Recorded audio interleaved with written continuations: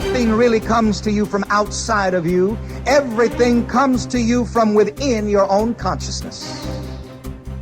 Everything comes to you from within your own inner feeling about yourself. Not according to what others think and feel about you, but your experiences come to you. Your cursing or your blessing, your good or your evil, comes to you out of your own inner consciousness.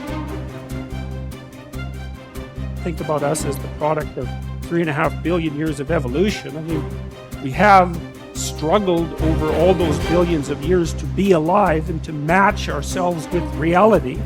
And so, because one of the things I've often wondered is, life is definitely difficult. There's no doubt about that. And it's unfair, and there's inequality and all of those things. And people are subject to all sorts of terrible things. But I also wonder, if you weren't actively striving to make things worse, just how much better could they be?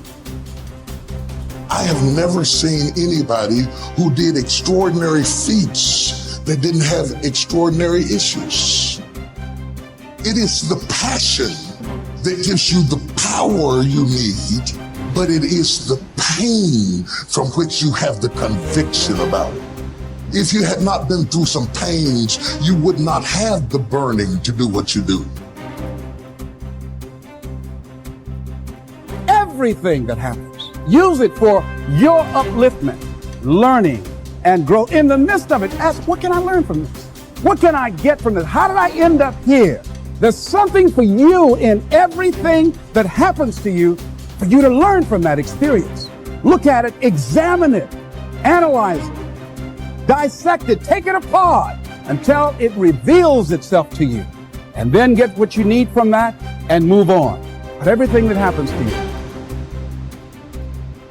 It's the decision to face possible failure. It's the decision to get up once you've failed. And it's the decision of what to learn when you fail. Do you learn that you're not good enough? Do you learn that you never should have tried? Or do you learn a lesson from the failure and get up and brush yourself off and remember that at the end of the day, you're going to go as far as you're willing to fight for, and that's it. And if you're willing to fight to go all the way, then you will go that far. You will set a new bar. You will define for people what is possible. One of the things that you want to avoid is one of the erroneous zones I call procrastination, which is simply hoping and wishing and filling yourself with maybes and being bored and all of these kinds of things. If you sit around and hope and wish and say maybe over and over and over again in your life, then you are simply going to be a person who is using up the present moment to fill it with wishes rather than with action. Procrastination is nothing more than a typical way to keep yourself from taking action in your life. And I have found, we just moved into a new home not too long ago, and we had about 200 boxes that had to be broken up in the garage. And I looked at those boxes and I knew that nobody else was going to break them up but Daddy. This is Daddy's job. And every day I'd go in and I'd look at all of those boxes and I'd say, no, I really don't want to deal with that today, and I'd let that go. And then came the time when I, just a few days ago, when I went out there and I said, I'm just going to break up 5. I'll just do 5. And then if I do 5 every day for the next 3 weeks, I'll have them all broken up, and then I'll call them and they'll come and pick them up. Well, that's the key to eliminating procrastination, because as soon as I did 5, I said, well, I can do 5 more. And I came in about an hour and a half later and I had the entire job done. I found that to be true with virtually everything in my life. If I can put it off and put it off and put it off, but just do one sentence and you got your letter written. Just sit down, and instead of telling yourself, I've got to write this long, long letter to my mother and I haven't written in a long time, you don't do that. You say, I think I'll just write 1 paragraph to her today. And then all of a sudden, the whole thing is done. Just one little action, one little step, and you have the whole thing corrected.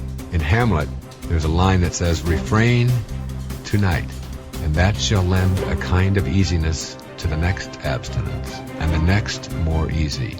For use almost can change the stamp of nature. That's so beautiful.